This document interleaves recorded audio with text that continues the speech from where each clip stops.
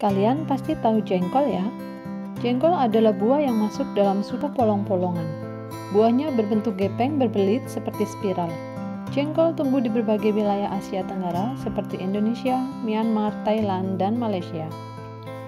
Meskipun berbau tajam, banyak orang tergila-gila memakan jengkol.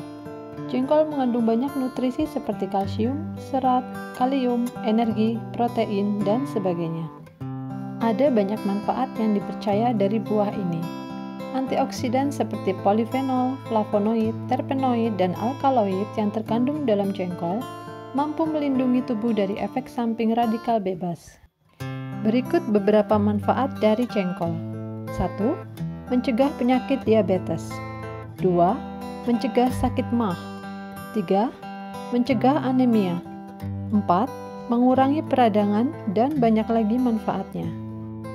Namun, meskipun banyak manfaatnya, jengkol juga dapat menimbulkan keracunan jika dikonsumsi secara berlebihan atau bergejala pada orang-orang tertentu yang mungkin saja alergi pada jengkol atau kandungan di dalamnya. Keracunan jengkol biasa disebut dengan jengkolan. Kondisi ini didapatkan dari mengkonsumsi jengkol dengan jumlah yang berlebihan atau memang alergi terhadap jengkol. Jengkolan memiliki gejala seperti berikut.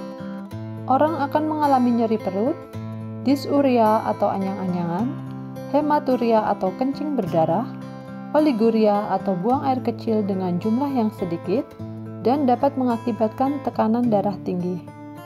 Jadi, apa sebenarnya yang membuat kita terkena jengkolan? Jengkol mengandung senyawa sejenis asam amino non-protein yang mengandung sulfur.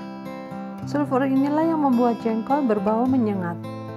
Asam jengkolat ini akan membentuk kristal yang sulit larut yang dapat menyumbat saluran kencing dan ginjal, sehingga kita susah buang air kecil saat terkena jengkolan. Resiko terkena jengkolan sebenarnya bervariasi untuk tiap-tiap orang. Ada yang memang mengkonsumsi banyak jengkol tidak kenapa-napa, ada yang mengkonsumsi hanya sedikit terkena jengkolan. Gejala-gejala jengkolan bisa muncul antara 5-12 jam setelah mengkonsumsi jengkol, bisa juga lebih dari itu. Meskipun kamu merasa tidak bermasalah saat memakan jengkol dalam jumlah banyak, tetapi tetap saja tidak disarankan mengkonsumsi jengkol secara berlebihan karena dapat mengakibatkan keracunan dan mengganggu organ ginjalmu.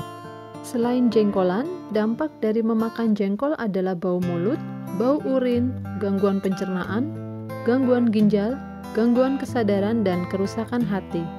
Hal ini akan terjadi jika kamu terus-menerus mengkonsumsi jengkol.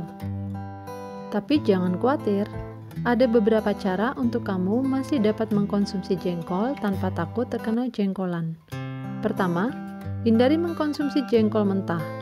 Asam jengkolat pada jengkol mentah sangat tinggi. Jadi, lebih baik bila kamu masak dahulu jengkolnya sebelum kamu makan. 2. Jangan makan jengkol pada saat perut kosong. Makan olahan jengkol bersama nasi lebih dianjurkan untuk menghindarkan nyeri perut. 3. Pendamlah jengkol di dalam tanah sebelum diolah. Hal ini bertujuan supaya kandungan asam jengkolatnya berkurang. 4. Hindari konsumsi jengkol berlebihan. Mencegah lebih baik daripada mengobati. 5. Minumlah air yang banyak setelah memakan jengkol. Paling bagus adalah air putih, jangan teh atau kopi. Lalu, bagaimana cara mengurangi bau mulut karena makan jengkol? Ini tipsnya. Sikatlah gigi setelah makan jengkol untuk mengurangi bau mulut. Menyikat lidah untuk membersihkan sisa-sisa asam jengkolat yang menempel di lidah. Berkumur dengan obat kumur dan perbanyak minum air putih untuk menetralisir bau mulut dan bau urin. Jangan lupa hindari minuman diuretik seperti teh, kopi, soda, atau sirup setelah makan jengkol, karena akan mempersulit sekresi pada ginjal. Jangan mengkonsumsi apapun secara berlebihan ya, meskipun kamu menyukainya. Dampak jangka pendek atau jangka panjang pasti ada. Sayangi tubuhmu dengan makan sewajarnya, penuhi nutrisi dan gizi, dan minum air putih ya. Semoga kita semua sehat selalu. Terima kasih sudah menonton.